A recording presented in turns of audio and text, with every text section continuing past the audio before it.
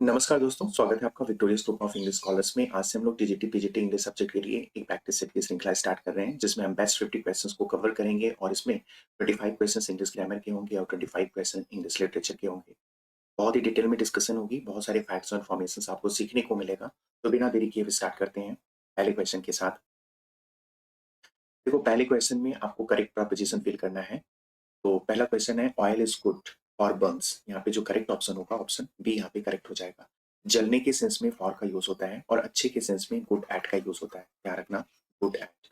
He is good at English, इसका मतलब वो इंग्लिश में अच्छा है, यानी उसकी इंग्लिश सब्जेक्ट बहुत अच्छी है। He is good at maths, यानी वो मैथ सब्जेक्ट में बहुत अच्छा है। तो ध्यान रखना, गुड एट जो है अच्छे के सेंस में यूज होता है और गुड फॉर बर्न्स होता है। यहाँ पे जो करेक्ट ऑप्शन होगा ऑप्शन बी यहाँ पे करेक्ट होगा।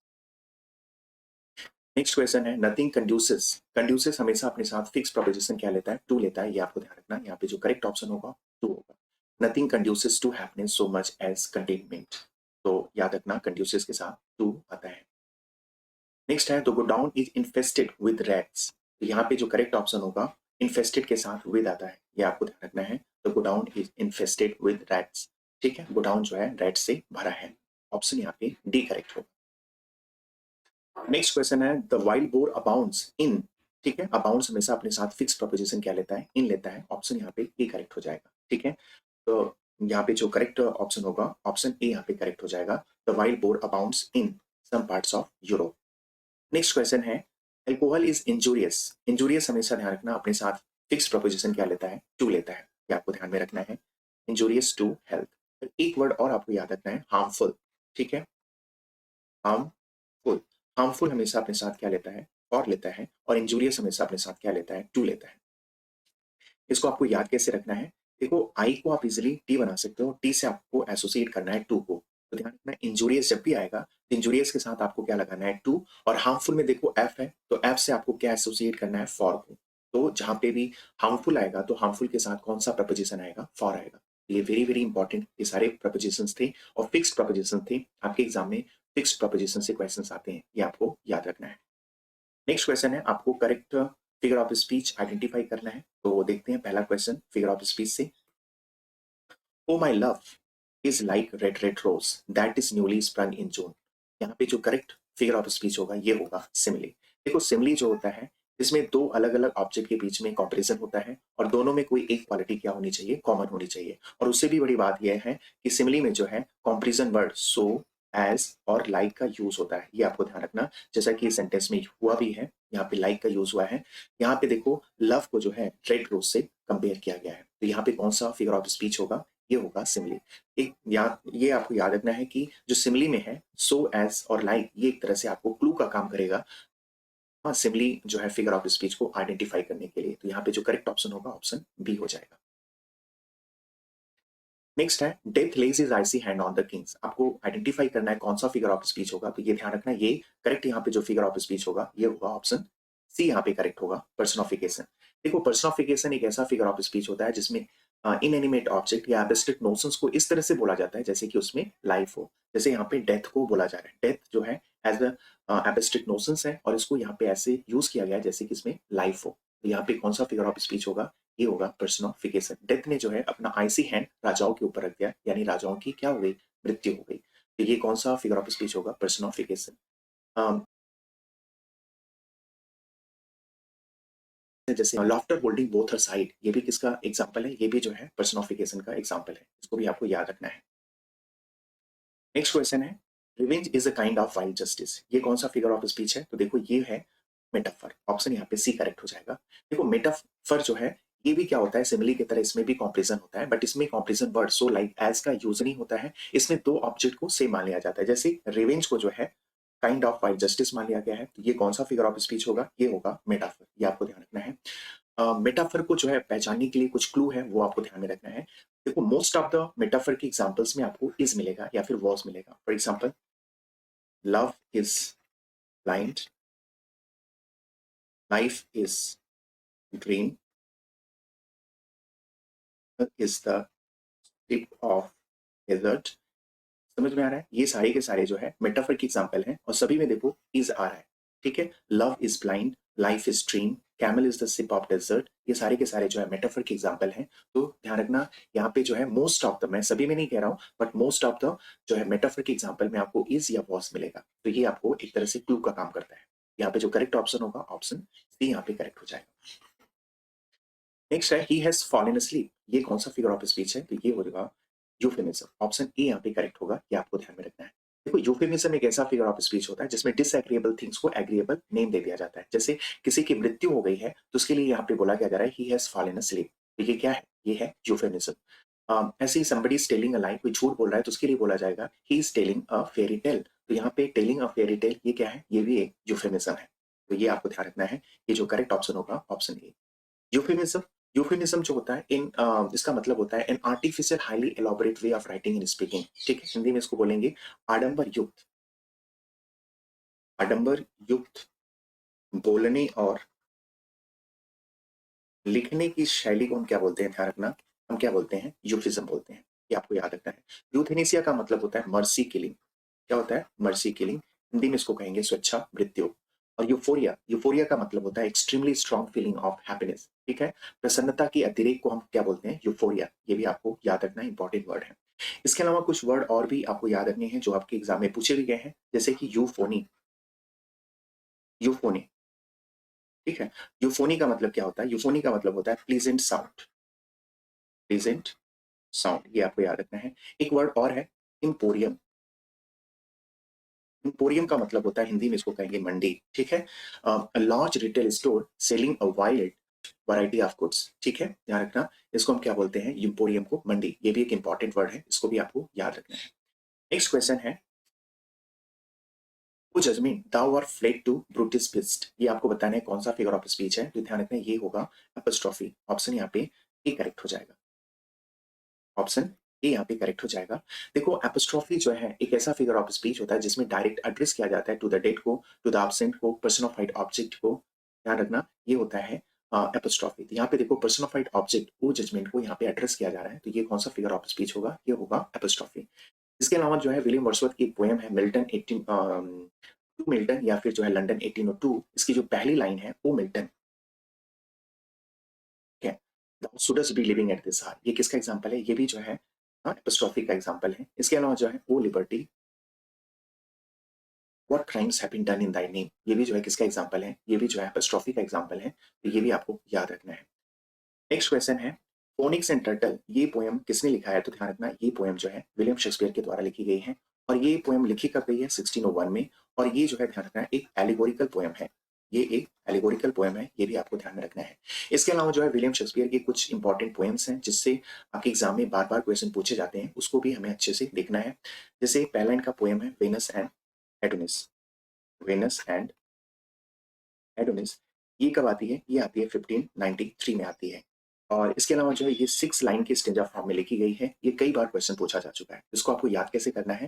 देखो आपको इसको याद करने का तरीका ये है कि एडोनिस में लास्ट में एस आ रहा है, तो एस से आपको 6 जो है इसको चेंज कर देना है, तो इजीली आप समझ जाएंगे वेनस एंड एडोनिस, यानी ये 6 लाइन के स्टेंजा फॉर्म में लिखी गई है। और इसका सोर्स विलियम शेक्सपियर ने कहाँ से लिया है? तो ये भी आपको ध्यान रखना, इसका सोर्स जो है इन्होंने ओविड के मेटामॉर्फोसिस से लिया है। और इस इस पोएम को इन्होंने किसको एड्रेस किया है? तो ध्यान रखना, इस पोएम को एड्रेस किया गया है हेनरी बर्थस्ले को। ये भी इंपॉर्टेंट फैक्ट है, और जो कि थर्ड और लव साउथहैम्पटन थे। वेरी वेरी इंपॉर्टेंट फैक्ट है, ध्यान रखना। Venus and Adonis 6 line stanza form में लिखी गई है। 1593 में ये पोएम लिखी गई है। और ये जो है ओविड के मेटामॉर्फोसिस से इसका सोर्स लिया गया है। और इसके अलावा जो है इसको किसको डेडिकेट किया गया है? हेनरी बर्थस्ले को। और इस पोएम को फर्स्ट ईयर ऑफ इन्वेंशन भी कहा जाता है। अभी पीछे किसी एग्जाम में पूछा भी गया था, तो ये भी आपको याद रखना है। दूसरा है इनका जो है rape of the Lucrece. Rape of Lucrece, ये आपको ध्यान रखना है। ये जो है 1594 में लिखी जाती है। ये 7 लाइन के स्टेंजा फॉर्म में लिखी जाती है, ये आपको ध्यान रखना है। और इस पोएम को भी हेनरी वर्ड्सले को डेडिकेट किया गया है, ये भी आपको याद रखना है। रेप ऑफ द लुक्रे जो है 7 लाइन के स्टेंजा फॉर्म में लिखी गई है। ये क्वेश्चन पूछा जा चुका है। अब आप इसको कैसे एसोसिएट करेंगे? तो ध्यान रखना, आर जो है, आर से आपको एसोसिएट करना है राइन रॉयल को। और राइन रॉयल जो है 7 लाइन की स्टेंजा फॉर्म होती है। तो इस तरह से आप एसोसिएट कर सकते हैं कि रेप ऑफ द लुक्रे ये जो है 7 लाइन की स्टेंजा फॉर्म में लिखी गई है। इसके अलावा जो है आपको याद रखना है अ लवर्स कंप्लेंट। अ लवर्स कंप्लेंट, ठीक है, ये कब आती है? ध्यान रखना, ये आती है 1609 में आती है, ये आपको ध्यान में रखना है। और ये भी जो है 7 लाइन की स्टेंजा फॉर्म में लिखी गई पोएम है, ये भी आपको ध्यान में रखना है। इसके अलावा एक इनकी और पोएम है, वो है पैशनेट पिलग्रिम, पैशनेट पिलग्रिम। और ये पोएम जो है कब लिखी जाती है? 1599 में। तो ये सारे जो है विलियम शेक्सपियर के इंपॉर्टेंट पोएम्स हैं। फोनिक्स एंड टर्टल के बारे में हम लोगों ने अभी देख लिया, ये 1601 में लिखी जाती है और एक ये एलिगोरिकल पोएम है। तो इनसे क्वेश्चन पूछे जाते हैं, ये सारे फैक्ट्स आपको तैयार रखने हैं, यहाँ से क्वेश्चन आपको एग्जाम में मिल सकते हैं। नेक्स्ट क्वेश्चन है, एपिग्राम जो है, epigram is best expressed as, यानी एपिग्राम का आपको डेफिनेशन बताना है, तो यहाँ पे जो करेक्ट ऑप्शन होगा ऑप्शन ए यहाँ पे करेक्ट हो जाएगा। A brief saying, a brief saying होती है that ends in a witty turn of thoughts, जो विवेकपूर्ण विचार के साथ अंत होती है उसको हम क्या बोलते हैं? एपिग्राम कहते हैं। तो यहाँ पे जो करेक्ट ऑप्शन होगा ऑप्शन ए करेक्ट हो जाएगा। नेक्स्ट है, मीटर कैन बी डिफाइंड, तो मीटर जो है can be defined the pattern stress and unstress syllables, ठीक है। तो ये स्ट्रेस और अनस्ट्रेस सिलेबल का पैटर्न होता है। यहाँ पे जो करेक्ट ऑप्शन होगा ऑप्शन सी हो जाएगा, ये आपको ध्यान रखना है। एक एक वर्ड और आपको ध्यान रखना है, आइम्बस, ठीक है। आइम्बस जो है ध्यान रखना, ये अनस्ट्रेस और स्ट्रेस सिलेबल्स का पैटर्न होता है, ये भी आपको ध्यान रखना है। मीटर का जस्ट अपोजिट होता है, मीटर जो है स्ट्रेस और अनस्ट्रेस सिलेबल का पैटर्न होता है, वही आइम्बस जो है अनस्ट्रेस और स्ट्रेस सिलेबल का पैटर्न होता है, ये भी इंपॉर्टेंट है। आइम्बस से क्वेश्चन पूछा जा चुका है। नेक्स्ट क्वेश्चन है, insert the correct form of the verb. यहाँ पे जो है correct form of the verb आपको फिल करना है। तो देखो क्वेश्चन है, आई डैश यू 5 मंथ्स अगो। तो देखो आपको यहाँ पे ध्यान ये देना है कि अगर किसी सेंटेंस के लास्ट में अगो, इसके अलावा जो है यस्टरडे, ठीक है, इसके अलावा जो है last Sunday, last evening, last morning, last year, इस तरह से जो है कोई एडवर्ब आता है किसी सेंटेंस के लास्ट में, तो उस सेंटेंस को जो है हमेशा आपको किस टेंस में रखना है? सिंपल पास्ट टेंस में रखना है। तो यहाँ पे जो करेक्ट ऑप्शन होगा ऑप्शन डी हो जाएगा, I met you 5 months ago. देखो इस कंस्ट्रक्शन से आपको एग्जाम में क्वेश्चन पूछे जाते हैं और ये जो है एक तरह से आपको क्लू का काम करता है। अगर आपको किसी सेंटेंस के लास्ट में ago, yesterday, last Sunday, last year, इस तरह के जो है अगर आपको एडवर्ब्स मिलते हैं, तो आप समझ जाना कि वो जो सेंटेंस है उस सेंटेंस का टेंस किस में होगा? सिंपल पास्ट टेंस में होगा। यहाँ पे जो करेक्ट ऑप्शन होगा ऑप्शन डी यहाँ पे हो जाएगा। नेक्स्ट क्वेश्चन है, which of the following is the product of reformation and renaissance. तो यहाँ पे जो करेक्ट ऑप्शन होगा ऑप्शन यहाँ पे ऑप्शन डी हो जाएगा, पैराडाइज लॉस्ट, ठीक है। तो देखो पैराडाइज लास्ट से कई क्वेश्चन पूछे जाते हैं, जैसे कि ये पैराडाइज लास्ट, इन्होंने मिल्टन इसको लिखना कब स्टार्ट करते हैं? तो ध्यान रखना, इससे भी क्वेश्चन पूछा गया है। तो ये 1658 में इन्होंने लिखना स्टार्ट किया था, इसको 1665 में कंप्लीट किए थे। 2 इयर्स रिवीजन करेक्शन के बाद इसको जो है 1665 में इसको पब्लिश कराया गया था 10 बुक्स में, ये आपको ध्यान रखना है। और इसके अलावा इसमें जो है बुक नंबर, ध्यान रखना, बुक्स नंबर 7 और बुक नंबर 10 को स्प्लिट करके, तोड़ करके इसमें 2 और बुक ऐड किया जाता है और फाइनली जो है 1674 में जो है ये 12 बुक्स में आती है, ये आपको ध्यान रखना है। और इसके अलावा जो है पैराडाइज लास्ट ब्लैंक वर्स में लिखी गई पोएम है और इसकी स्टाइल ग्रैंड है, ये भी क्वेश्चन पूछा गया है, इन सबको आपको याद रखना है।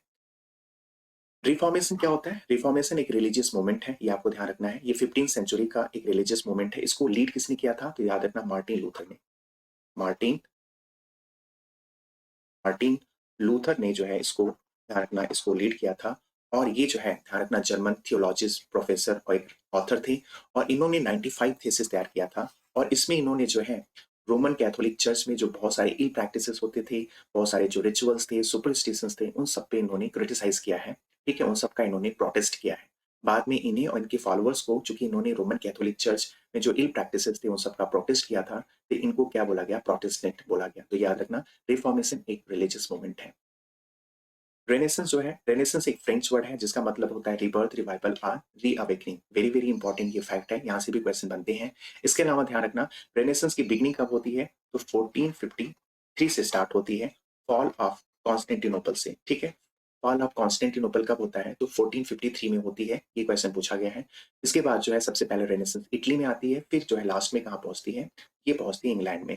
देखो कुछ क्रिटिक बोलते हैं कि इंग्लैंड में रेनेसेंस कब पहुंचती है, तो ये पहुंचती है 1585 में और ये जो पीरियड था उस समय एलिजाबेथन पीरियड था, ये भी आपको ध्यान रखना है। प्रिलूड जो है, प्रिलूड जो है विलियम वर्ड्सवर्थ की एक ऑटोबायोग्राफिकल पोएम है और इस पोएम का जो है सब टाइटल है ग्रोथ ऑफ पोएट्स माइंड। और ये पोएम कब लिखी जाती है? ध्यान रखना, 1805 में लिखी जाती है और इसको पब्लिश कब कराया गया था? 1850 में पब्लिश कराया गया था। प्रिलूड जो है ब्लैंक वर्स में लिखी गई पोएम है और इसको इन्होंने किसको डेडिकेट किया है? तो ये भी आपको ध्यान रखना, इसको इन्होंने डेडिकेट किया है एस टी कॉलरिज को। और प्रिलूड जो है 14 बुक्स में आती है, ये भी कई बार क्वेश्चन पूछा गया है, तो ये भी आपको याद रखना है। प्रिलूड जो है ध्यान रखना, विलियम वर्ड्सवर्थ जो है इसको इन्होंने अपने एक फिलोसॉफिकल पोएम रेक्लूस का जो है इंट्रोडक्टरी पोएम बनाना चाहते थे, ये भी आपको याद रखना है। सैमसन एग्निस्ट, ये जो है ध्यान रखना, सैमसन एग्निस्ट पैराडाइज रिगेंड के साथ 1671 में पब्लिश होती है, ये आपको ध्यान रखना है। ये एक वर्स प्ले है, ठीक है, एक वर्स प्ले है, ये आपको याद रखना है। ग्रीक मॉडल पे लिखी गई ये ट्रेजेडी है। Unity of time place action को इसमें फॉलो किया गया है, ये भी आपको ध्यान रखना है। सैमसन के जो है लास्ट डे की इसमें पूरी कहानी है, ठीक है। और इसके अलावा जो इसमें जो मेजर कैरेक्टर्स होते हैं वो होते हैं डेलिला, ठीक है, हार्फा, और इसके अलावा जो है मैनोआ, ये जो है इसमें मेजर कैरेक्टर्स होते हैं, इन सबसे क्वेश्चन पूछे गए हैं। कोमस जो है एक मास्क है, ये ध्यान रखना। और इसको जॉन मिल्टन ने कब लिखा था, तो ध्यान रखना 1634 में ये लिखी गई पोएम है। मास्क एक कोर्टली पोएम होता है, ठीक है, कोर्टली पोएम होता है, जिसमें ये जो है फुल ऑफ म्यूजिक, डांसिंग और जो है इसकी कैरेक्टरिस्टिक होती है, ये आपको ध्यान रखना है। और इसको जो है कोमस को पहली बार लुडलो कासल में पहली बार स्टेज किया गया था अर्ल ऑफ ब्रिजवाटर के सम्मान में, ये भी आपको याद रखना है। तो इतने सारे फैक्ट्स आपको ध्यान रखने हैं। नेक्स्ट क्वेश्चन है the word is too much with us, ये क्या है, ये देखो विलियम वर्ड्सवर्थ की एक सोनेट है, ये आपको याद रखना है। और ये जो है पोएम कब लिखी जाती है, 1802 में लिखी जाती है, और इसको जो है पोएम्स इन 2 वॉल्यूम 1807 में इसको पब्लिश कराया जाता है, ये भी आपको ध्यान में रखना है। ये पेट्रार्कन मॉडल में लिखी गई एक सोनेट है, ये भी आपको ध्यान रखना है। और इसकी जो राइमिंग स्कीम है वो है ए बी सी डी सी और डी सी डी, ये जो है इस पोएम की राइमिंग स्कीम है, ये भी आपको याद रखना है। इस पोएम में विलियम वर्ड्सवर्थ जो है अपने कॉन्टेम्परेरी जो है लोगों के मटेरियलिस्टिक आउटलुक को इन्होंने क्रिटिसाइज किया है और सबको इन्वोक किया है, सबका आह्वान किया है कि सब जो है नेचर के कंपनी में आए, वहीं उनको रियल पीस और हैप्पीनेस मिलेगी। तो ध्यान रखना the word is too much with us, ये जो है विलियम वर्ड्सवर्थ के द्वारा लिखी गई एक सोनेट है। ऑप्शन डी यहाँ पे करेक्ट हो जाएगा।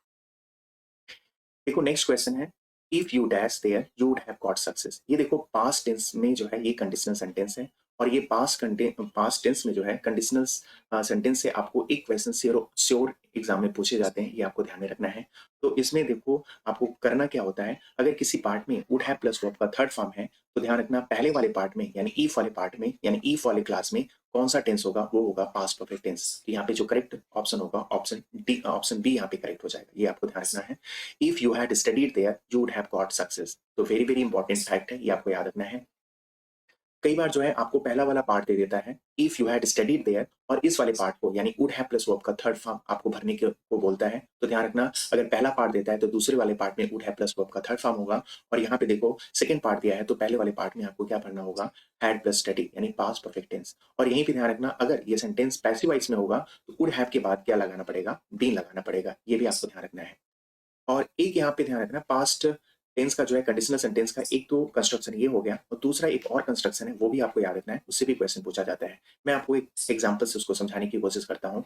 जैसे if I went to Delhi I would visit to the red fort, ठीक है। तो देखो पास्ट टेंस का जो दूसरा कंडीशनल सेंटेंस होता है, अगर ईफ वाला पार्ट सिंपल पास्ट टेंस में रहता है, ध्यान रखना यहाँ पे जो था ये ईफ वाला पार्ट यानी जो कंजंक्शन वाला पार्ट था ये पास्ट परफेक्ट टेंस में था, तो वुड हैव प्लस वर्ब का थर्ड फॉर्म हुआ था। और यदि जो है कंजंक्शन वाला पार्ट यानी ईफ वाला पार्ट सिंपल पास्ट टेंस में रहता है, तो दूसरे वाले पार्ट में सब्जेक्ट प्लस वुड रहेगा, ठीक है, वुड प्लस वर्ब का फर्स्ट फॉर्म रहेगा, ये आपको ध्यान में रखना है, ठीक है। तो दोनों कंस्ट्रक्शन इंपॉर्टेंट है, कोई एक कंस्ट्रक्शन से आपको श्योर एग्जाम में कोई ना कोई एक क्वेश्चन जरूर मिलेगा। और एक इंपॉर्टेंट यहाँ पे बाद में और ऐड करना चाहूंगा। देखो यहाँ पे देखो ये जो सेंटेंस दिया है मैं इसको लिख के अच्छे से समझाने की कोशिश करता हूँ। If you had studied there, मान लो बाकी का पार्ट सेम रहेगा, तो देखो इसको जो है कई बार ये कंस्ट्रक्शन ना दे करके आपको क्या बोलता है, हैड यू स्टडीड देयर, ठीक है, बाकी का पार्ट सेम रहेगा।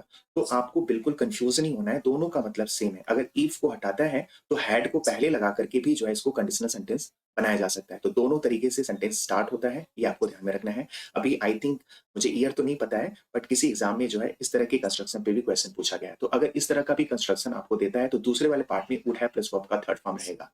समझ में आ गया? तो ये वेरी वेरी इंपॉर्टेंट फैक्ट है, इसको आपको याद रखना है। नेक्स्ट क्वेश्चन है in an international Congress of poets Milton and Shakespeare would represent the English nation who made this statement. तो ध्यान रखना यहाँ पे जो क्वेश्चन पूछा जा रहा है, अगर जो है इंटरनेशनल जो है पोएट्स की अगर मीटिंग होती है तो इंग्लिश नेशन को जो है मिल्टन और शेक्सपियर रिप्रेजेंट करेंगे। ये स्टेटमेंट किसने बोला है, तो ये बोला है मार्क पैटिसन ने, ठीक है। इसको आपको याद कैसे करना है, देखो पैट का मतलब होता है किसी को किसी के पीठ पर थपकी लगा करके उसको अप्रिसिएट करना। तो ध्यान रखना यहाँ पे जो है पैटिसन क्या कर रहे हैं, मिल्टन और शेक्सपियर को अप्रिसिएट ही तो कर रहे हैं। जब इंग्लिश इंटरनेशनल पोएट्स की जो है अगर गैदरिंग होती है तो इंग्लिश नेशन को कौन रिप्रेजेंट करेगा, मिल्टन और शेक्सपियर रिप्रेजेंट करेंगे। तो यहाँ पे पैटिसन जो है विलियम शेक्सपियर और जो है जॉन मिल्टन को अप्रिसिएट कर रहे हैं, तो यानी पैट कर रहे हैं, तो पैट से आपको पैटिसन को एसोसिएट कर लेना है। तो ये स्टेटमेंट किसने बोला है, Mark Pattison. Option A correct हो जाएगा। नेक्स्ट क्वेश्चन है the period known as the Caroline age. Caroline age का मतलब चार्ल्स फर्स्ट का टाइम पीरियड पूछा जा रहा है, यानी 1625 से 1649। ऑप्शन ए यहाँ पे करेक्ट हो जाएगा, ये आपको ध्यान रखना है। ठीक है, इसके अलावा जो है 1558 से 1603 का जो टाइम पीरियड है वो है एलिजाबेथन पीरियड। एलिजाबेथन पीरियड है, ये आपको याद रखना है। 1603 से 1625 का जो टाइम पीरियड है उसको हम क्या बोलते हैं, जैकोबियन एज। जैकोबियन एज कहते हैं। और इसमें जो है जेम्स फर्स्ट, ठीक है, किंग रहते हैं, ये आपको ध्यान में रखना है। और 1660 से 1700 का जो टाइम पीरियड है उसको हम बोलते हैं रेस्टोरेशन एज। ठीक है, रेस्टोरेशन एज इसको कहते हैं। इसमें जो है चार्ल्स सेकंड को फ्रांस से बुलाकर इंग्लैंड का इनको किंग बनाया जाता है। तो इस पीरियड को जो है हम क्या कहते हैं, रेस्टोरेशन एज। और एक टाइम पीरियड आपको और याद रखना है, देखो जब चार्ल्स फर्स्ट को जो है एक्सक्यूट किया जाता है 1649 में, यानी 1649 से लेकर के 1660 तक का जो टाइम पीरियड है उसको हम क्या बोलते हैं, age of commonwealth. Age of commonwealth, ये आपको याद रखना है। इसको एक दूसरे नाम से भी जानते हैं, इसको हम बोलते हैं प्यूरिटन एंटेरेगनम। ठीक है, एंटेरेगनम बोलते हैं। और एंटेरेगनम का मतलब होता है जब किसी देश में ऑफिशियल किंग नहीं होते हैं तो उस पीरियड को हम क्या बोलते हैं, एंटेरेगनम। और इसको जो है प्यूरिटन एंटेरेगनम भी कहते हैं या फिर एज ऑफ कॉमनवेल्थ। तो याद रखना ये जो टाइम पीरियड है 1649 से 1660 के बीच में जो है इसको हम क्या बोलते हैं, इसको बोलते हैं एज ऑफ कॉमनवेल्थ। तो ये सारे जो है टाइम पीरियड है, इसको भी आपको ध्यान में रखना है, कई बार यहाँ से भी क्वेश्चन बनते हैं। The ridiculous misuse of word is malapropism. ठीक है, तो देखो किसी भी वर्ड का रेडिकुलस जो मिसयूज होता है उसको हम क्या बोलते हैं, मैलप्रोपिज्म। और ये टर्म कहाँ से लिया गया है, तो ये जो है मिसेस मैलप्रॉप से लिया गया है। और ये कैरेक्टर कौन से प्ले में आती है, तो ध्यान रखना सेरिडांस के जो है द राइवल्स में आती है। और ये प्ले जो है कब आती है, तो ध्यान रखना 17 जैन 1775 में आती है। तो ये भी आपको याद रखना है, ये जो है प्ले कब आती है, 17 जनवरी 1775 में आती है। वेरी वेरी इंपॉर्टेंट फैक्ट है, ये आपको याद रखना है। डिकेंस की जो hard time one of the इनकी एक नॉवेल्स है, ये आपको याद रखना है। शेली का एडोनिस एक पास्टोरल पोएम है, स्पेंसरियन स्टेंजा में लिखी गई, ये जो है एक एलिजी है। और ये ध्यान रखना है आपको। में जो है इनकी जो लिरिकल बैलेट वो जो है कब पब्लिश होती है, ध्यान रखना 1798 में। और इसमें कुल कितने पोएम्स होते हैं, 23 पोएम्स होते हैं, ये भी एक इंपॉर्टेंट फैक्ट है। और इसके अलावा जो है इसमें 19 पोएम विलियम वर्ड्सवर्थ के द्वारा लिखे जाते हैं, 4 पोएम किसके द्वारा लिखा जाता है, तो ये आपको बताना है, ये लिखा जाता है एस टी कॉलरिज के द्वारा, ये आपको याद रखना है। लिरिकल बैलेट की 4 एडिशंस आती हैं, वो भी आपको याद रखना है। पहला जो है इनकी एडिशन कब आती है, 1798 में लिरिकल बैलेट की। दूसरी एडिशन कब आती है, 1800 में आती है। और इसमें इन्होंने जो है इसमें प्रीफेस को ऐड करते हैं, प्रीफेस टू लिरिकल बैलेड आती है, ये आपको याद रखना है। और प्रीफेस में जो है ध्यान रखना विलियम वर्ड्सवर्थ ने अपने क्रिटिकल व्यूज दिए हैं। इसी में इन्होंने जो है पोएट्री की डेफिनेशन दिया है, इसी में इन्होंने बोला है there is no difference between the language of prose and poetry. तो याद रखना preface to the lyrical ballad, ये सेकंड एडिशन होती है। और ये कब आती है, 1800 में आती है। थर्ड एडिशन कब आती है, 1802 में आती है। और प्रीफेस टू लिरिकल बैलेट तो रहता है और बाद में इसमें अपेंडिक्स भी जोड़ दिया जाता है, ये आपको ध्यान में रखना है। और फोर्थ एडिशन कब आती है, ध्यान रखना फोर्थ एडिशन कब आती है, 1805 में आती है। इतने सारे फैक्ट्स आपको ध्यान रखने हैं। देखो लिरिकल बैलेट की जो फर्स्ट पोएम होती है वो एस टी कॉलरिज की राइम ऑफ द एंशिएंट मारिनर होती है। और इसकी जो लास्ट पोएम होती है वो ध्यान रखना विलियम वर्ड्सवर्थ की टिंटन एबे होती है, ये भी आपको याद रखना है। नेक्स्ट क्वेश्चन है, मिल्टन जो है 1637 में एक पोएम कंपोज करते हैं लिसिडास, और ये एक मोनोडी है। ठीक है, और ये जो है किसके डेथ पर लिखी जाती है, ध्यान रखना एडवर्ड किंग के डेथ पर लिखी जाती है। और इनकी आयरिश सी में डूबने से मृत्यु हो जाती है। तो आपको बताना है ये जो है इनकी लास्ट हार्टन पोएम है। ऑप्शन यहाँ पे सी करेक्ट हो जाएगा, ये आपको याद रखना है। इसके अलावा ध्यान रखना लिसिडास एक पास्टोरल पोएम है, पास्टोरल पोएम है मिल्टन की। और स्पेंसरियन स्टेंजा में लिखी गई ये पोएम है। और इसमें लिसिडास में जो है जॉन मिल्टन ने अपने पोएटिक व्यूज भी दिए हैं, ये भी आपको याद रखना है। नेक्स्ट क्वेश्चन है, a lost leader is the title given by Browning to. तो देखो ब्राउनिंग ने जो है लॉस्ट लीडर ये टाइटल किसको दिया है, तो दिया है विलियम वर्ड्सवर्थ को, ये आपको याद रखना है। देखो विलियम वर्ड्सवर्थ जो है एक रोमांटिक एज के बहुत बड़े राइटर थे। और इनके जो है विलियम वर्ड्सवर्थ की बहुत बड़े एडमायरर रॉबर्ट ब्राउनिंग रहते हैं, और इवन जो है रॉबर्ट ब्राउनिंग विलियम वर्ड्सवर्थ को फॉलो भी करते थे कि जो है बिना किसी इन्फ्लुएंस के ये अपनी जो पोएट्री लिखते थे और काज ऑफ ह्यूमैनिटी के लिए जो स्ट्रगल करते थे, इन सब से जो है रॉबर्ट ब्राउनिंग बहुत ज़्यादा इनसे इन्फ्लुएंस्ड था। लेकिन रॉबर्ट ब्राउनिंग को तब बहुत दुःख होता है जब ये पोएट लॉरेट बन जाते हैं 1843 में, ठीक है? तो यहाँ पे जो है ब्राउनिंग ने जो है विलियम वर्ड्सवर्थ को क्रिटिसाइज़ किया है और लॉस्ट लीडर कह के कि इन्होंने जो है अपनी ही आइडियोलॉजी को छोड़ दिया, ठीक है? तो रॉबर्ट ब्राउनिंग जो है यहाँ पे जो है विलियम वर्ड्सवर्थ को क्या कर रहे हैं, क्रिटिसाइज़ कर रहे हैं। और ये ध्यान रखना, लॉस्ट लीडर ये जो है 1845 में पब्लिश किया जाता है, ध्यान रखना, और ये पब्लिश किया जाता है ड्रामेटिक रोमांसेस एंड लिरिक्स में, ठीक है? Dramatic dramatic romances and lyrics में इसको पब्लिश कराया जाता है, ये भी आपको ध्यान में रखना है, ठीक है? और पोएट लॉरेट और विलियम वर्ड्सवर्थ कब बनते हैं, तो ये भी आपको याद रखना है। इनको पोएट लॉरेट बनाया जाता है 1843 में। और ये किसके बाद पोएट लॉरेट बनते हैं, तो ये भी आपको याद रखना है, रॉबर्ट साउदी के बाद। रॉबर्ट साउदी जो है पोएट लॉरेट कब से कब तक थे, तो याद रखना, रॉबर्ट साउदी जो पोएट लॉरेट थे 1830 से लेकर के 1843 तक थे, और विलियम वर्ड्सवर्थ 1843 से लेकर 1850 तक ये पोएट लॉरेट थे। ये भी आपको याद रखना है। What does mean by felony? Felony का मतलब आपको बताना है। तो फेलेनी का मतलब होता है सीरियस क्राइम एज मर्डर और आर्सन, ठीक है? एक सीरियस क्राइम होता है कि जैसे किसी का मर्डर करना, आगजनी करना, इसको हम क्या बोलते हैं, फेलेनी। ऑप्शन यहाँ पे क्या हो जाएगा, यहाँ पे ऑप्शन ए करेक्ट हो जाएगा। क्वेश्चन है, देखो विलियम शेक्सपियर ने 154 सॉनेट्स लिखा है, और इन्होंने अपने सॉनेट को जो है या तो डार्क लेडी को एड्रेस किया है या डब्ल्यूएच को एड्रेस किया है। और डार्क लेडी को जो है क्रिटिक्स ने किसके रूप में आइडेंटिफाई किया है, तो ध्यान रखना, इनको आइडेंटिफाई किया गया है मेरी फिटान के रूप में। ऑप्शन यहाँ पे ए करेक्ट होगा, ध्यान रखना। विलियम शेक्सपियर ने जो है 154 सॉनेट लिखे हैं, 1 से लेकर 126 तक इन्होंने किसको एड्रेस किया है, डब्ल्यू एच को एड्रेस किया है। और डब्ल्यू एच को जो है आइडेंटिफाई किया गया है विलियम हर्बर्ट या हेनरी वर्सले के रूप में। ध्यान रखना, दोनों से क्वेश्चन पूछे गए हैं, ठीक है? या तो ये विलियम हर्बर्ट हैं या फिर ये हेनरी वर्सले हैं। और उसके बाद जो है ध्यान रखना, 127 से लेकर के 152 तक जो है यानी 26 सोनेट इन्होंने किसको एड्रेस किया, डार्क लेडी को। और डार्क लेडी को किसके रूप में आइडेंटिफाई किया गया है, मेरी फिटान के रूप में। और लास्ट जो सोनेट है यानी 153 और 154, ये सोनेट इन्होंने लव गॉड क्यूपिड को एड्रेस किया है, ये आपको ध्यान रखना है। शेक्सपियरियन जो सोनेट है 3 क्वार्टरिन और 1 कपुलेट के फॉर्म में लिखी गई ये सोनेट है, ये आपको याद रखना है। और इनकी जो राइमिंग स्कीम है ये भी आपको याद रखना है, A B, A B, C D, C D, E F और लास्ट में जी जी। इसको आपको याद कैसे रखना है वो मैं आपको बताता हूँ। देखो विलियम शेक्सपियर एक बहुत यूनिक राइटर थे, और इन्होंने जितने सारे आप ड्रामा देखो, कोई की एक स्टोरी दूसरे ड्रामा से बिल्कुल नहीं मैच खाती है, ठीक है? ये बहुत ही बड़े रेनेसांस एज के प्ले राइट थे।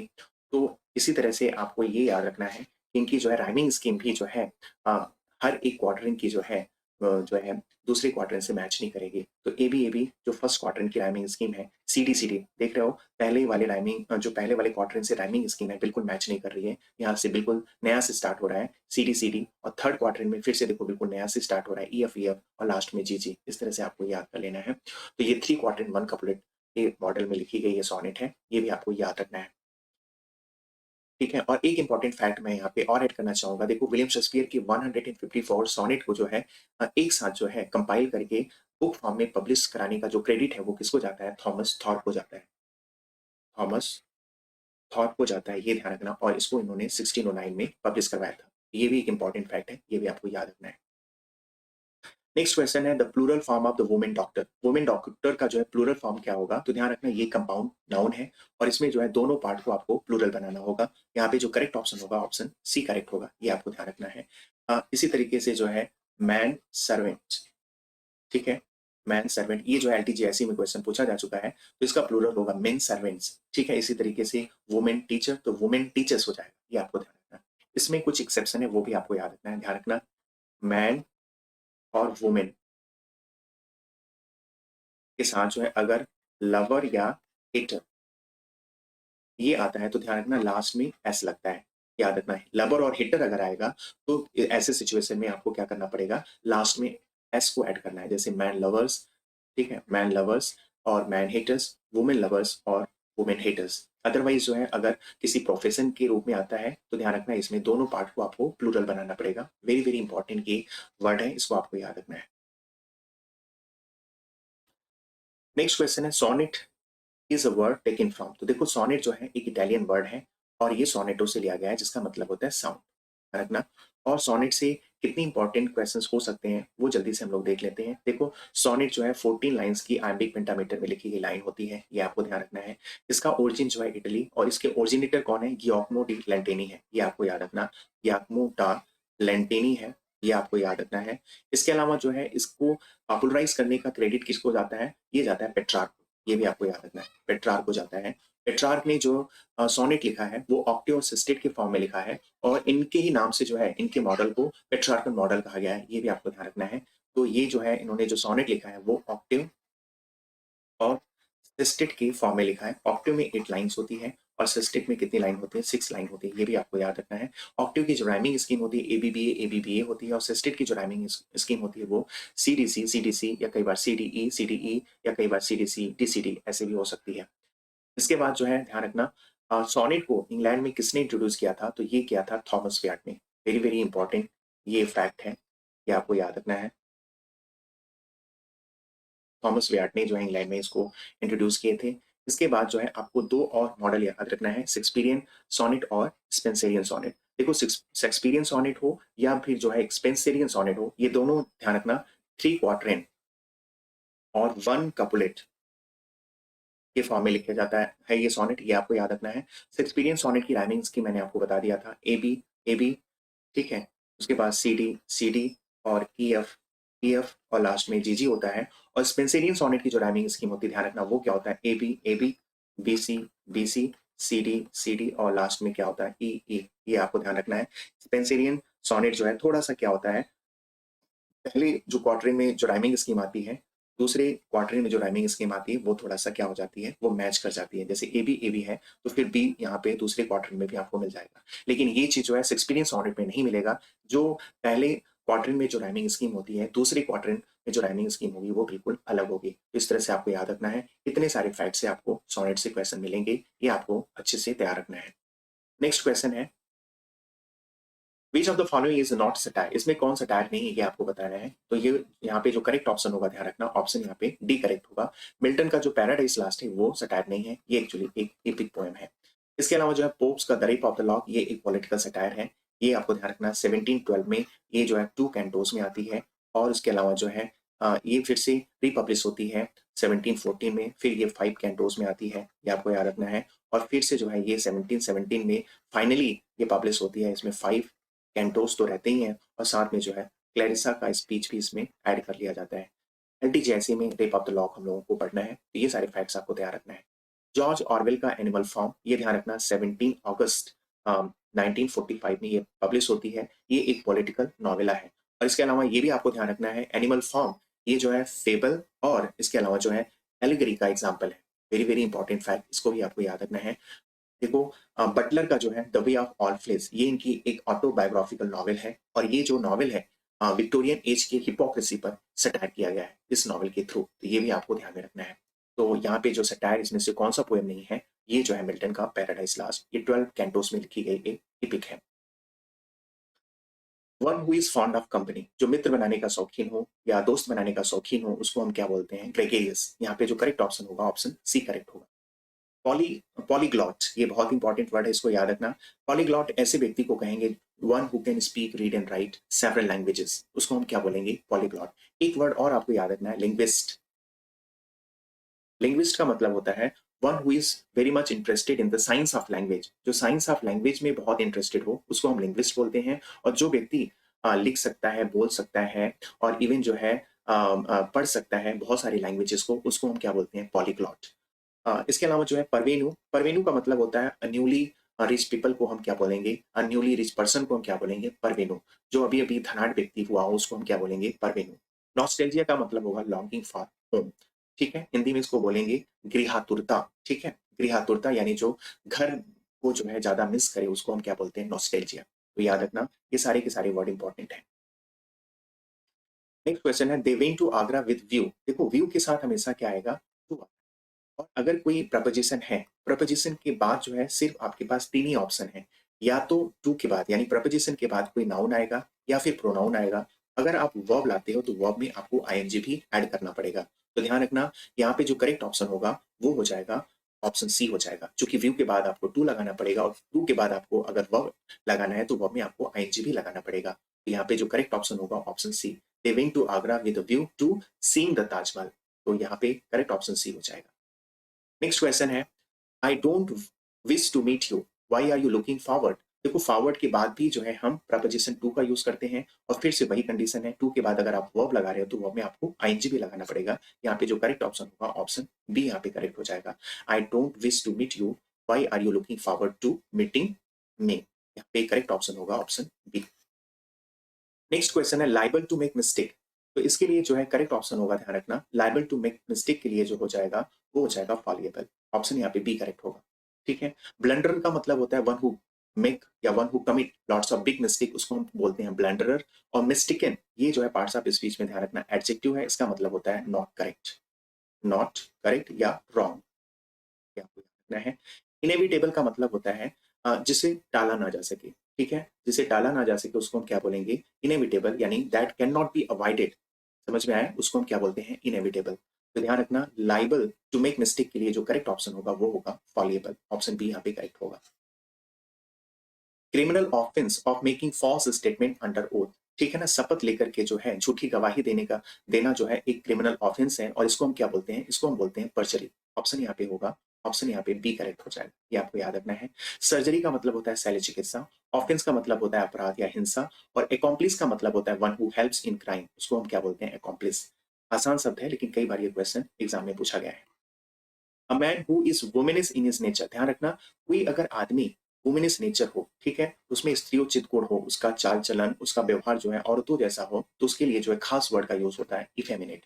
ऑप्शन यहाँ पे सी करेक्ट हो जाएगा। और वुमेनली जो है ये मेल और फीमेल दोनों के लिए होता है, जो स्त्रीयोचित जिसमें गुण हो। और इसके अलावा जो है फीबल, फीबल का मतलब होता है कमजोर। ठीक है, कमजोर और या फिर वीक। ठीक है, ये आपको याद रखना है।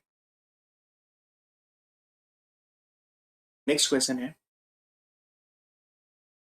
वर्ड्सवर्थ पोएम एल्जेइक स्टेंजा, पूछा जा रहा है वर्ड्सवर्थ की एक पोएम है एल्जेइक स्टेंजा, और इसका सोर्स विलियम वर्ड्सवर्थ ने कहां से लिया है, तो ध्यान रखना इसका सोर्स इन्होंने एक पेंटिंग से लिया है, और ये पेंटिंग है पील कासल इन स्टोन। और ये पेंटिंग किसने पेंट किया है, ये क्वेश्चन पूछा जा रहा है, तो ये पेंटिंग पेंट किए हैं सर जॉर्ज पेमाउंट, ये आपको याद रखना है। ऑप्शन यहाँ पे डी करेक्ट होगा। एल्जेइक स्टेंजा, इसका जो सब टाइटिल है ध्यान रखना पील कासल, और इसका एक और सब टाइटिल है the poet and the nature, the poet and the nature, ये आपको याद रखना है। और ये पोएम जो है 1805 में लिखी जाती है और इसको जो है पब्लिश कराया जाता है पोएम्स इन टू वॉल्यूम 1807 में, ये भी आपको याद रखना है, इंपॉर्टेंट फैक्ट है। नेक्स्ट क्वेश्चन है, देखो यहाँ पे कुछ फैक्ट आपको याद रखना है। देखो नो सुनर के साथ जो है दो वर्ड और आपको याद रखना है, दो वर्ड है हार्डली और स्कार्सली। ठीक है, हार्डली और स्कार्सली।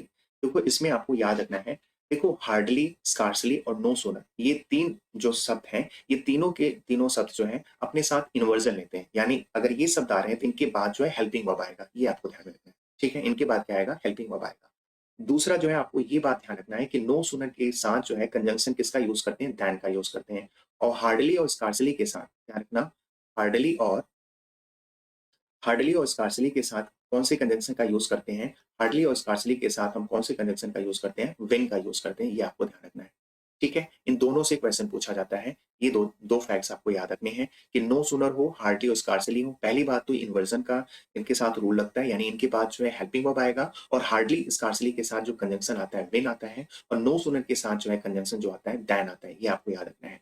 तो यहाँ पे जो करेक्ट ऑप्शन होगा ये होगा option B, no sooner did the teacher enter the class then the boys stood up. यहाँ पे जो करेक्ट ऑप्शन होगा ऑप्शन यहाँ पे बी करेक्ट होगा।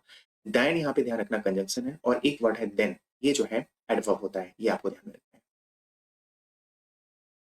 नेक्स्ट क्वेश्चन है, which poem of Wordsworth is considered the high water mark of poetry bye Emerson. ठीक है, एमर्सन जो है विलियम वर्ड्सवर्थ की कौन से पोएम को high water mark of poetry बोलते हैं, तो ध्यान रखना ये पोएम है द इमॉर्टैलिटी ओथ। यहाँ पे जो करेक्ट ऑप्शन होगा ऑप्शन डी यहाँ पे करेक्ट होगा। ठीक है, और ये ध्यान रखना ये 11 स्टेंजा में लिखी गई पोएम है, ये ध्यान रखना। और इसको इन्होंने 1803, ध्यान रखना 1803 में इसको इन्होंने लिखना स्टार्ट किया था, और 18 जो है 1806 में इसको इन्होंने कंप्लीट किया था। और इसके अलावा आपको याद रखना, इसको पोएम्स इन 2 वॉल्यूम 1807 में इसको पब्लिश कराया गया था, ये भी आपको याद रखना है। टिंटन एबे, ये जो है ध्यान रखना, ये 1798 में लिखी जाती है और सेम ईयर लिरिकल बैलेड में इसको पब्लिश कराया जाता है। प्रिलूड के बारे में हम लोगों ने अच्छे से इसके पहले भी अच्छे से डिस्कस कर लिया है। लीच गैदरर, इसका जो है सब टाइटल है ध्यान रखना, resolution and independence, resolution and independence, ये आपको याद रखना है। और ये पोएम ध्यान रखना, लीच गैदरर जो है, ये पोएम जो है 1802 में लिखी जाती है और 1807 में इसको पोएम्स इन 2 वॉल्यूम्स में पब्लिश कराया जाता है। और ये ध्यान रखना, इसमें 20 स्टेंजास की ये पोएम है और राइम रॉय में लिखी गई है, ये भी आपको याद रखना है। ठीक है, तो ये सारे इंपॉर्टेंट फैक्ट है, इसको आपको याद रखना है। नेक्स्ट क्वेश्चन है, solitary reaper was composed after the tour of Scotland in 1805, और इसको पब्लिश कब कराया जाता है, तो 1807 में पब्लिश कराया जाता है पोएम्स इन 2 वॉल्यूम्स में, ये आपको याद रखना है। इसके अलावा ये आपको याद रखना है, जो ये सॉलिटरी गर्ल रहती है वो किस लैंग्वेज में अपने गीत को गाती है, तो याद रखना वो गाती है गैलिक। किस लैंग्वेज में, गैलिक। और गैलिक जो है एक स्कॉटिश लैंग्वेज है, ये आपको याद रखना है, स्कॉटिश लैंग्वेज है, ये आपको याद रखना है। इसके अलावा जो है नेक्स्ट क्वेश्चन है, when did Galsworthy get the Nobel prize for literature, तो ध्यान रखना जॉन गासवर्दी को नोबेल प्राइज कब मिलता है, 1932 में मिलता है। वेरी वेरी इंपॉर्टेंट ये फैक्ट है, ये आपको याद रखना है। और इसको जॉन गासवर्दी को ये नोबेल प्राइज किस लिए मिलता है, तो ध्यान रखना फॉरसाइट सागा के लिए मिलता है। किसके लिए मिलता है, फॉर फारसाइट सागा के लिए मिलता है। और ये जो है इनकी ट्रायोलॉजी होती है, और ये कब पब्लिश होती है ये भी आपको ध्यान रखना है, ये पब्लिश होती है 1922 में। और इसमें जो है ये चूंकि ट्रायोलॉजी होती है, इसमें 3 नॉवेल्स रहते हैं और 2 इंटरल्यूड रहते हैं, ये भी आपको याद रखना है। 3 नॉवेल्स कौन कौन से रहते हैं, इसमें देखो man of the property, in chancery और टू लेट, इसमें जो है 3 नॉवेल्स रहते हैं। इंडियन समर ऑफ फारसाइट सागा और अवेकनिंग, 2 इसमें इंटरल्यूड रहते हैं, ये भी आपको याद रखना है। 1923 में जो है नोबेल प्राइज मिला है, ध्यान रखना डब्ल्यू बी ईट्स को, डब्ल्यू बी ईट्स को इनको नोबेल प्राइज मिला है इनके लिटरेरी कंट्रीब्यूशन के लिए। 1925 में जीवी साहब को नोबेल प्राइज मिला है इनके वर्क जो है सेंट जॉन्स के लिए। और इसके अलावा ये भी आपको याद रखना है, जॉर्ज बर्नार्ड शॉ एक ऐसे राइटर हैं जिनको नोबेल प्राइज तो मिला है, साथ साथ में इनको ऑस्कर अवार्ड भी मिला है, ये भी आपको याद रखना है। और इनको ऑस्कर अवार्ड 1939 में मिलता है और इनके वर्क पिग्मेलियन के लिए, मिलियन के लिए मिलता है, ये भी आपको याद रखना है। और 1948 में जो है नोबेल प्राइज किसको मिलता है, ये मिलता है टीएस इलियट को। और किस लिए मिलता है, कौन से वर्क के लिए मिलता है, तो ध्यान रखना वेस्टलैंड के लिए मिलता है, वेस्टलैंड के लिए मिलता है। और वेस्टलैंड कब पब्लिश होती है, 1922 में पब्लिश होती है। और ये इसमें कितने बुक्स होते हैं, 5 इसमें पार्ट्स होते हैं, ये आपको ध्यान रखना है। और द बरियल ऑफ डेथ, उसके बाद जो है game of chess, fire sermon, उसके अलावा जो है death by water and war the thunder से, ये 5 इसके पार्ट हैं, ये भी आपको याद रखना है। ठीक है।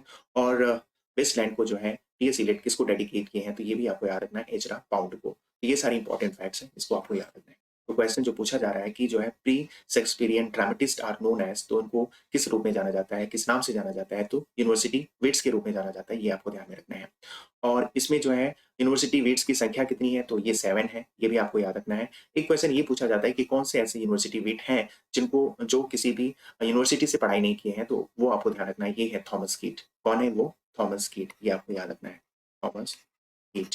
इसके अलावा ध्यान रखना 3 इसमें यूनिवर्सिटी वीट्स होते हैं जो कैम्ब्रिज यूनिवर्सिटी से पढ़े होते हैं, और 3 इसमें जो है यूनिवर्सिटी वीट्स होते हैं जो ऑक्सफोर्ड यूनिवर्सिटी से पढ़े हैं, तो दोनों को आपको याद रखना है। ध्यान रखना क्रिस्टोफर मार्लो, उसके बाद जो है थॉमस नैस, और उसके बाद जो है रॉबर्ट ग्रीन, ये 3 ऐसे यूनिवर्सिटी वीट्स हैं जिन्होंने जो है कैम्ब्रिज यूनिवर्सिटी से पढ़ाई किया है। इसके अलावा जो है आपको याद रखना है जॉन लिली, ठीक है, और थॉमस लॉज और जॉर्ज पील, ये 3 ऐसे यूनिवर्सिटी वेट्स हैं जिन्होंने कहाँ से पढ़ाई किया है, ध्यान रखना ये इन्होंने ऑक्सफोर्ड यूनिवर्सिटी से पढ़ाई किया है।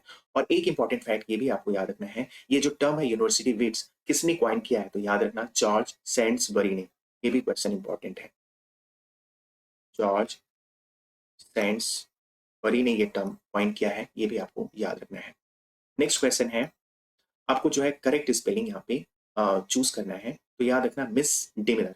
मिस डिमिनर का मतलब क्या होता है, पहले तो करेक्ट स्पेलिंग क्या होगा, MISDEMEANOUR, ऑप्शन यहाँ पे डी करेक्ट होगा। मिस डिमिनर का मतलब ऐसे अपराध जो बहुत संगीन ना हो उसको हम मिस डिमिनर कहेंगे, ठीक है, छोटे मोटे अपराध को हम मिस डिमिनर बोलते हैं। तो स्पेलिंग क्या होगा, MISDEMEANOUR, ठीक है, मिस डिमिनर। कम से कम 4 से 5 बार आप इसको बोल के प्रैक्टिस कर लेंगे तो ये जो है आपको अच्छे से याद हो जाएगा। नेक्स्ट वर्ड है लेफ्टिनेंट। देखो लेफ्टिनेंट को मैंने कैसे याद किया है, मैंने इसको 3 पार्ट में ब्रेक किया है, जैसे लाई यू टिनेंट, ठीक है, लाई मतलब झूठ बोलना, यू मतलब तुम, टिनेंट मतलब होता है किराएदार। ठीक है ना, किराएदार तुम झूठ बोलते हो। तो इसको आप जब ज्वाइन कर लेंगे तो ये फिर लेफ्टिनेंट बन जाएगा, लाई यू टेनेंट, LIEUTENANT होता है, तो ध्यान रखना LIEUTENANT, ऑप्शन यहाँ पे बी करेक्ट होगा। ध्यान रखना ये जो है सेना का उच्च अधिकारी होता है लेफ्टिनेंट, यहाँ पे जो करेक्ट ऑप्शन होगा ऑप्शन बी हो जाएगा। एंटरप्रेन्योर, एंटरप्रेन्योर का जो मतलब होता है a person who makes money by starting business, जिसको हिंदी में उद्यमी बोलते हैं, और इसका जो करेक्ट ऑप्शन होगा ध्यान रखना एंटरप्रेन्योर, ENTREPRENEUR, ऑप्शन यहाँ पे सी करेक्ट होगा। ठीक है, ENTREPRENEUR। ठीक है, ये भी आपको 4 से 5 बार बोल के प्रैक्टिस कर लेना है, आपको अच्छे से याद हो जाएगा। नेक्स्ट क्वेश्चन है, यहाँ पे देखो करेक्ट स्पेलिंग होगा ऑप्शन ए यहाँ पे करेक्ट हो जाएगा, इनक्रेडिबल, INCREDIBLE। इनक्रेडिबल का मतलब होता है अविश्वसनीय। अदरवाइज जो यहाँ पे बी सी डी में है इसमें कोई ना कोई स्पेलिंग मिस्टेक है। देखो हेलुसिनेशन में क्या होगा, HALLUCINATI, यहाँ पे डबल एल होगा। हेलुसिनेशन का मतलब होता है मति भ्रम या दृष्टि भ्रम, इसका जो है सिनोनिम होगा इल्यूजन, ये भी आपको याद रखना है। इंडिजिनस का यहाँ पे देखो स्पेलिंग क्या होगा करेक्ट, INDIGEN के बाद ओ भी होगा। इंडिजिनस का मतलब होता है नेटिव। ठीक है, नेटिव होगा स्वदेशी, जिसको हिंदी में कहेंगे या स्थानीय कहेंगे, तो ये आपको याद रखना है। इसका सिनोनिम हो जाएगा नेटिव, एबॉरिजिनल, लोकल, ओरिजिनल, ये सारे जो है सिनोनिम है इंडिजिनस के। और यहाँ पे देखो सेडिसन, यहाँ पे जो स्पेलिंग होगा SE होगा, सेडिसन।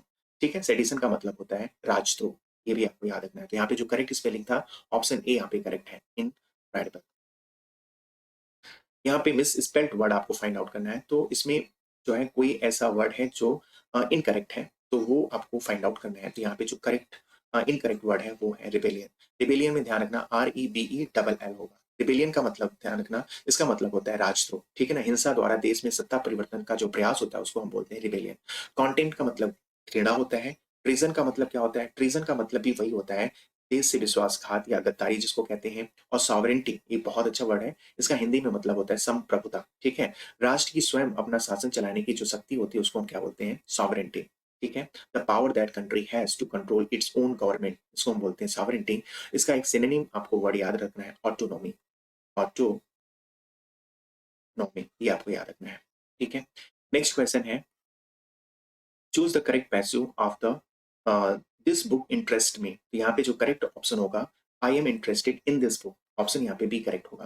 तो देखो कुछ ऐसे वर्ड्स हैं जैसे इंटरेस्ट हो गया, ऐसे हो गया प्लीज्ड, और ऐसे हो गया नो। ये ऐसे शब्द हैं जिनके साथ जो है प्लीज्ड के साथ हमेशा फिक्स प्रोपोजिशन विद आता है, चाहे पैसिव वॉइस हो तो भी, और नो के साथ हमेशा टू आता है। फॉर एग्जाम्पल जैसे आई नो हिम, इसका पैसिव वॉइस होगा ही। ठीक है, he is known to me, समझ में आ गया। यहाँ पे बाई नहीं आएगा बट टू आएगा, ये आपको याद रखना है। ऐसे ही जो है प्लीज्ड के साथ भी हमेशा विद आता है, तो यहाँ पे जो करेक्ट ऑप्शन होगा ऑप्शन बी यहाँ पे करेक्ट हो जाएगा। कई बार हम कंफ्यूज सॉरी, कई बार हम कंफ्यूज हो जाते हैं कि पैसिव वॉइस है तो फिर बाई ही आएगा, तो नहीं। ये आपको याद रखना है, इंटरेस्ट के साथ हमेशा इन आता है, और ऐसे ही प्लीज के साथ हमेशा विद आता है, और नो के साथ हमेशा टू आता है। ये 3 आपको शब्द याद रखने हैं। नेक्स्ट क्वेश्चन है, ही dash for walk every day. यहाँ पे जो करेक्ट ऑप्शन होगा ध्यान रखना, यहाँ पे जो करेक्ट ऑप्शन होगा ऑप्शन डी हो जाएगा। देखो कोई जनरल ट्रूथ हो, हैबिचुअल एक्शन हो, डेली रूटीन की बात हो, तो उसको हम किस में रखते हैं, सिंपल प्रेजेंट टेंस में रखते हैं। चूंकि यहाँ पे डेली रूटीन की बात हो रही है तो इसको हमें किस में रखना है, सिंपल प्रेजेंट टेंस में। और सिंपल प्रेजेंट टेंस का जो मेन वर्ब है इसमें ये है ऑप्शन डी, गोज। ठीक है, he goes for walk every day, तो यहाँ पे जो करेक्ट ऑप्शन होगा ऑप्शन डी यहाँ पे करेक्ट हो जाएगा। नेक्स्ट है, what does mean of give in. ये एक फ्रेजल वर्ब है, इसका मतलब बताना है गिव इन का, तो इसका मतलब होता है सरेंडर, ऑप्शन ए यहाँ पे करेक्ट हो जाएगा। नेक्स्ट क्वेश्चन है, if she dash punctually he will pass the examination. तो ध्यान रखना ये फ्यूचर टेंस का कंडीशनल सेंटेंस है, और फ्यूचर टेंस का कंडीशनल सेंटेंस बनाते समय ध्यान रखना, जिस वाले पार्ट में कंजंक्शन लगा रहता है उसको हम सिंपल प्रेजेंट टेंस में रखते हैं, और दूसरे वाले पार्ट को हम सिंपल फ्यूचर टेंस में रखते हैं। तो यहाँ पे जो करेक्ट ऑप्शन होगा, if she studies punctually he will pass the examination, यहाँ पे जो करेक्ट ऑप्शन होगा ऑप्शन यहाँ पे डी हो जाएगा। याद रखना है, फ्यूचर कंडीशनल सेंटेंस में जिस पार्ट में कंजंक्शन लगा रहेगा उसको हम सिंपल प्रेजेंट टेंस में रखेंगे, और जो है नेक्स्ट पार्ट को हम किस में रखते हैं, सिंपल फ्यूचर टेंस में। वेरी वेरी इंपॉर्टेंट, ये भी फैक्ट है, इसको आपको याद रखना है। नेक्स्ट और लास्ट क्वेश्चन है, it never dash but pores. यहाँ पे जो करेक्ट ऑप्शन होगा ऑप्शन यहाँ पे ए हो जाएगा, it never trains but pores. तो ध्यान रखना इस तरह के कंस्ट्रक्शन में हम सीधा जो है मेन वर्ब का यूज करते हैं विदाउट हेल्पिंग वर्ब। तो यहाँ पे जो है करेक्ट ऑप्शन होगा ऑप्शन ए हो जाएगा। देखो इस तरह से हम लोगों ने बेस्ट 50 क्वेश्चंस को बहुत अच्छे तरीके से कवर किया है और इसमें आपको बहुत सारे फैक्ट्स इन्फॉर्मेशन सीखने को भी मिला होगा। इस तरह के वीडियोस मेरे कंटिन्यू अपलोड होते रहेंगे। अगर अभी तक आपने इस चैनल को सब्सक्राइब नहीं किया है तो प्लीज़ आप सब्सक्राइब कर लीजिए, जिससे जब भी मैं कोई नेक्स्ट वीडियो अपलोड करूँ आपको नोटिफिकेशन सबसे पहले मिल सके। तो आज के लिए बस इतना ही। धन्यवाद।